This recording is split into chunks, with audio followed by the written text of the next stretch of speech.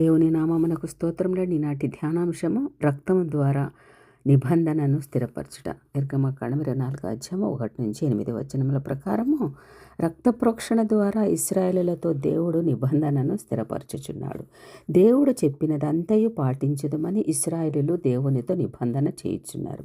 మోషేతో పాటు ఇశ్రాయేలులో 70 మంది పెద్దలు యెహోవా సన్నిధికి వచ్చి దూరమున సాగిలపడ్డారు. మోషే మాత్రము దేవునిని సమీపించుటకు అనుమతింపబడెను. దేవుని ఆజ్ఞలను విధులను ప్రజలకు వివరించాడు. వాటి ప్రకారము చేసేదమని ఇశ్రాయేలీయులు ఒప్పుకున్నారు.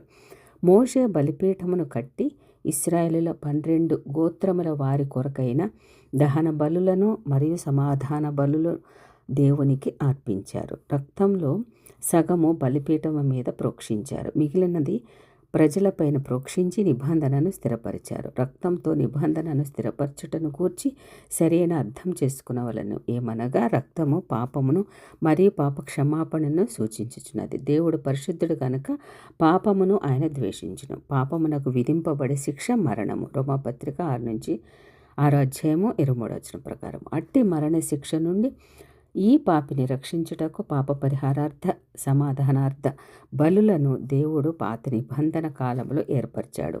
మానవుని పాపము వలన తనకు రావలసిన మరణము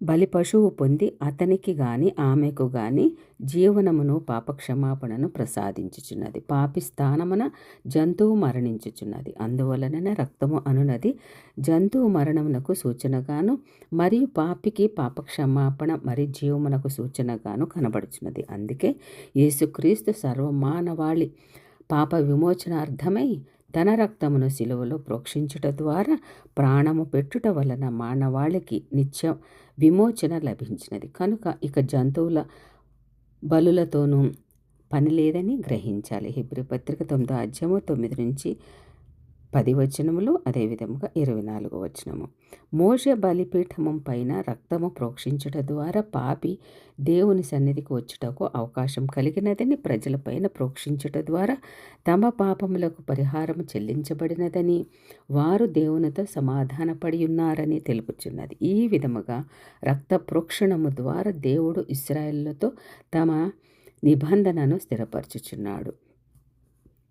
అదేవిధంగా 2వ పాయింట్గా ఇశ్రాయేలు పెద్దలకు దైవ ప్రత్యక్షత. ఏమనగా 24 నిర్గమకాండం 24:9-11 దేవుడు తన్ను తాను ఇశ్రాయేలులకు ప్రత్యక్షపరచుకొనుటకు చూడగలము. అదేవిధంగా మోషే, అహరోనులు, నాదాబు, అబీహు ఇశ్రాయేలు పెద్దలు 70 మంది దైవ ప్రత్యక్షతను పొందుకున్నారు. దేవుని పాదముల క్రింద నిగనిగలాడు నీలమయమైన వస్తువు వంటిదియు ఆకాశ మండలపు తేజము వంటిది ఉండుట గమనించారు.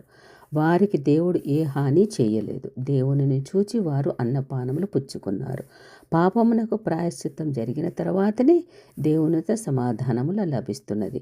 దేవునితో సమాధానం పొందిన తర్వాతనే దేవుని ప్రత్యక్షత మనకు లభించుచున్నది. పాపపు బానిసత్వంలో ఉన్నంత కాలము దేవుని చూచుట అసాధ్యము.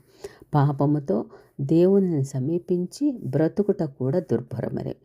అందువలన రక్త ప్రోక్షణ ద్వారా ముందు వారు పవిత్రపరచుకొని తరువాత దేవుని సమీపించి చూచి బ్రతుకగలరు. ఆమేన్.